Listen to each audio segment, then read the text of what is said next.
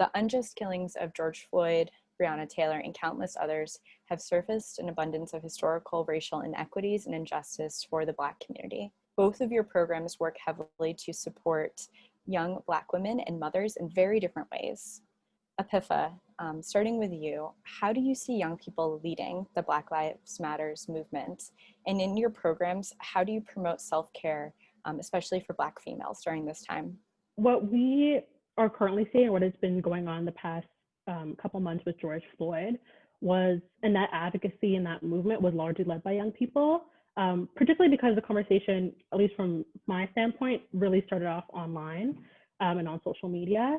And I think young people, prior to the George Floyd scenario, have been very outspoken about their experiences, have been very outspoken about the barriers that they face, and aren't afraid to kind of push for, I think, what we deserve.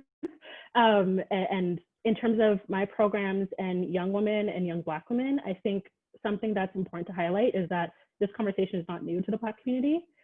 This conversation has been happening for a very long time, and it's been passed from generation to generation to generation. And so while I can understand that a lot of people are kind of looking at the world a little differently and looking at themselves differently and thinking about things in a new way, I've been thinking about these things for a very long time, and the women that I work with have been as well, and facing these barriers for a long time. And so there is a little bit of fatigue that's going on right now in terms of, for example, the George Floyd video circulated. That's what kind of sparked what's going on at the moment. That's not the first video of that nature that I've seen. And I think it's very tough as a Black person to log on to the web and know at any given moment you can be faced with something that violent and hurtful. And so something that happens within our programs is kind of teaching people that it's okay to log off.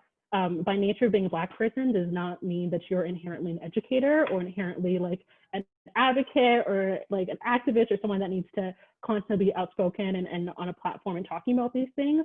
When these things start, it's okay to turn off your phone. It's okay to delete the Instagram app, delete Twitter, and just unplug, because it can be very, very overwhelming. I think another thing is that a program that I've worked with for Black women specifically introduced counselors and therapist hours on the phone so people could call in and kind of talk to a therapist about like the emotions that they're going through. Quite a few of our programs have done kind of small, socially distanced, like park meetups to do like yoga and just like sit and listen to music and not have to talk about what's going on right now. I think, as I mentioned before, it's a reality that is not lost on the people who have endured it. And while it is important for us to tune in and be aware, it's more important, I think, especially for the Black community, to feel safe and to not constantly be in like a state of explaining your existence and defending yourself.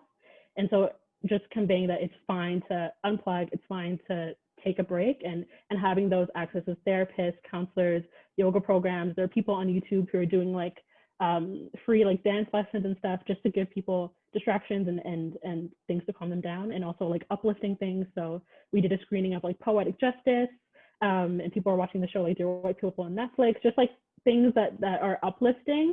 I think recognizing that it's not all the Black experience, not all like doom and gloom. These are barriers that we face, but they're not negative. You know, I wouldn't trade my identity for anything, and I'm very proud of my identity. And so taking moments to take pride and be happy in the midst of everything going on as well.